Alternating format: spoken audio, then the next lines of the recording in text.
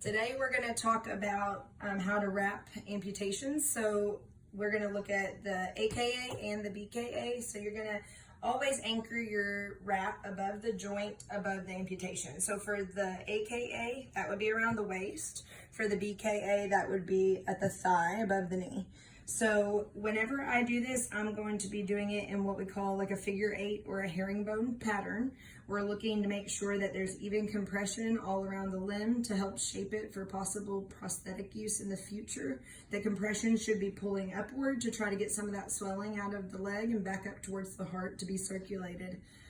We want to make sure we're not doing circular patterns, as that can be a risk for skin breakdown or possible circulation problems in the future, as well as we just want to make sure that everything is evenly placed and that there's no open spots or what we call windows where swelling could accumulate if it wasn't evenly dispersed.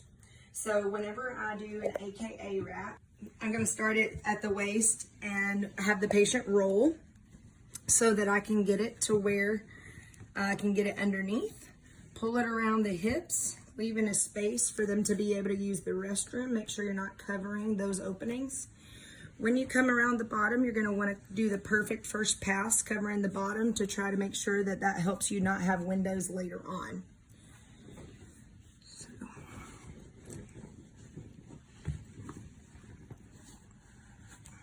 The patient can help you by pulling their legs a little bit further apart if you need them to.